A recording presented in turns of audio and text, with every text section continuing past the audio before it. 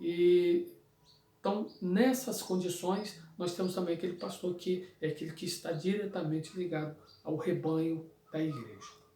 Temos depois o presbítero, né, ou ancião, né, vamos sempre lembrar de que o presbítero lá na Bíblia Sagrada é aquele que diretamente trata do ensino, aquele que está junto ao pastor, e hoje nós temos várias denominações que têm essa atuação do presbítero, né? E o presbítero, segundo a Bíblia, a palavra de Deus, ele tem um, um compromisso, ele tem ali uma função extremamente importante que é de ensinar.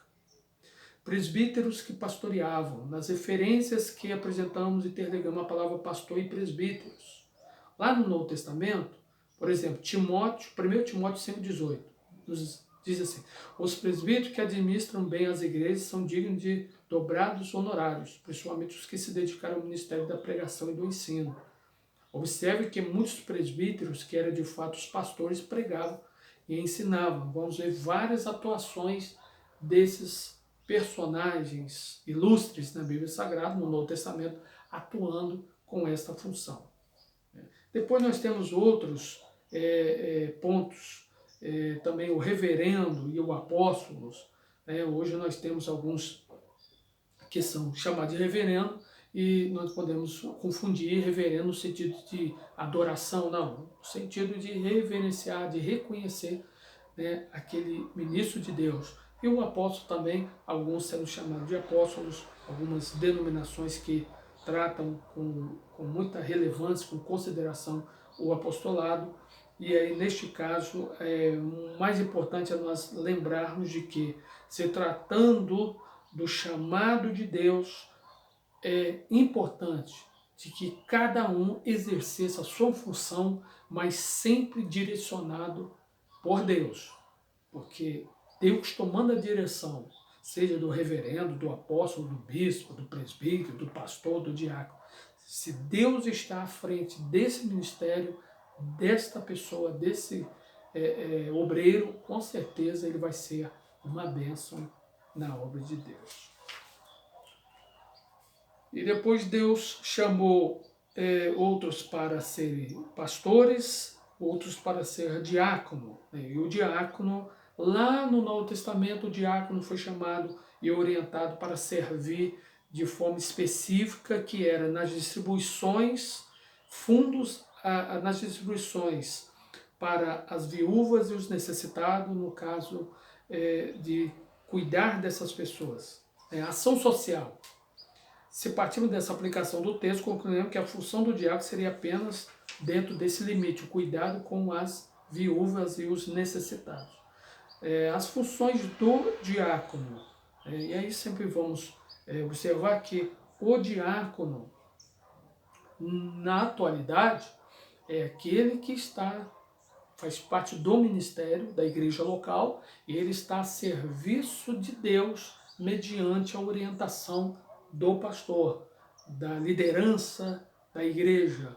E o diácono, sabendo do seu papel, ele está ali para servir. A ele vai ser dada a função, o que ele vai adicionar. Nós não podemos confundir de que diácono é só para ficar direcionado a cuidar de algo específico lá no igreja. Um exemplo é tirar banco, guardar banco, fechar janela, abrir janela, ligar o ar.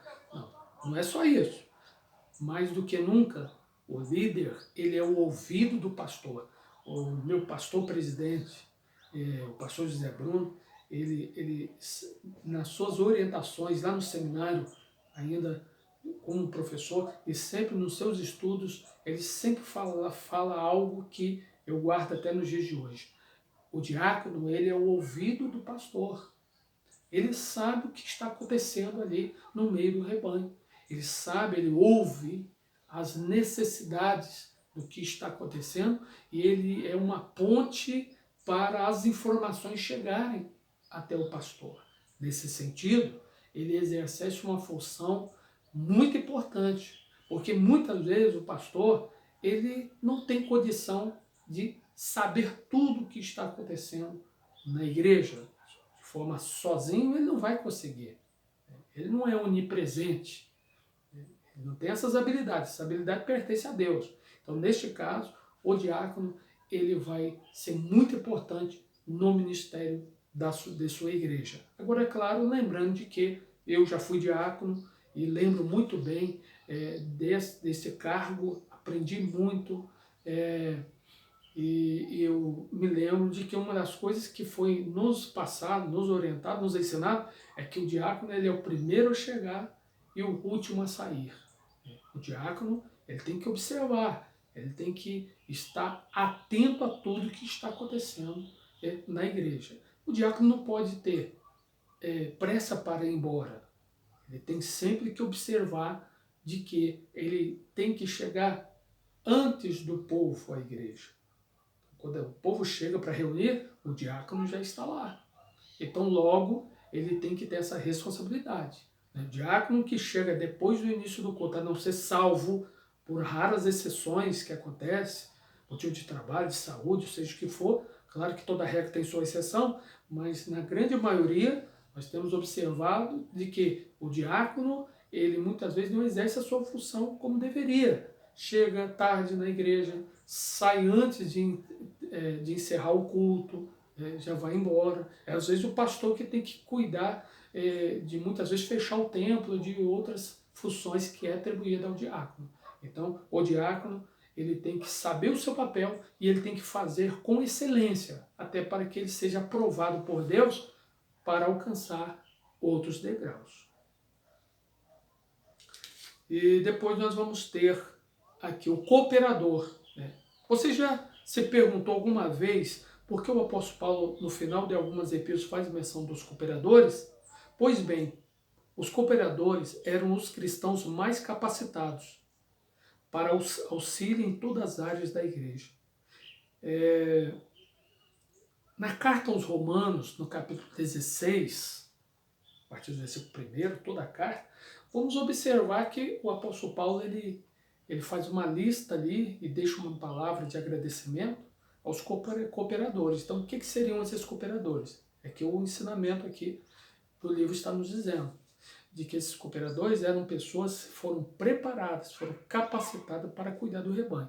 Porque as igrejas, na medida que iam crescendo, tanto de Filipos, de Éfeso, da Galácia, de Colossos, de Tessalônica, de Roma e outras comunidades cristãs que foram surgindo, não tinha como ter pastores diretamente a essas. Então, foram preparados cristãos e com essa característica de cooperador. Então, o povo respeitava veemente esses cooperadores porque eram pessoas diretamente escolhidas pelo apóstolo para que cuidasse do rebanho. E nós vamos ver que depois ele faz essa declaração agradecendo, né? O Tércio foi muito importante aí na vida, era o amanuense, né? Na vida de Paulo, e Tércio, então, o Paulo vai ditar e ele vai escrever a capítulo 16 de Romanos e deixa claro aí essa lista de cooperadores que Paulo mostra para nós. Então, cooperadores eram ilustres e são mencionados com destaque. Por exemplo, Romanos 16:3, saudai a Priscila e Áquila, meus cooperadores em Cristo Jesus. As igrejas da Ásia vos saúdam afetuosamente no Senhor, Áquila e Priscila, como a igreja que está em sua casa. Marcos, Aristarco, Demas e Lucas, meus cooperadores. Filemão, capítulo 1, versículo 24. De fato, os cooperadores que as epístolas mencionam possuem a capacidade maior que muitos dos irmãos, pois eles ajudavam na organização do culto, na abertura de novos trabalhos, na comunicação, na pregação, na evangelização, nas viagens, assistência aos obreiros em geral. Eram homens e mulheres com visão mais ampla e espírito de trabalho e cooperação além das expectativas. O tratamento que vemos hoje com os atuais cooperadores, principalmente nas igrejas, em algumas igrejas, está muito fora da realidade bíblica. Precisamos valorizar e reconhecer os trabalhos dos verdadeiros cooperadores. E isso realmente é muito importante, é muito interessante lembrar de que esses cooperadores que está sendo citado na Bíblia Sagrada, hoje não deixam de ser importantes no ministério. São pessoas de extrema importância no crescimento da obra de Deus. Porque muitas vezes o pastor, o evangelista, o presbítero, o diácono tem as suas ocupações, mas são os cooperadores que estão iniciando no ministério que dão o suporte necessário para o crescimento da obra de Deus. Que nós possamos reconhecer de que todos os ministérios são uma bênção quando Deus está à frente deste ministério. Então, nós encerramos essa aula dizendo de que você que é um cooperador, presbítero, um diácono, um evangelista, um pastor, um líder de departamento, reverendo, apóstolo, bispo, ancião, seja o que for, o mais importante é eu e você lembrar de que se Deus nos chamou, se Deus nos escolheu, somos privilegiados que possamos fazer com excelência essa grande obra que é a obra do Senhor. Que Deus os abençoe.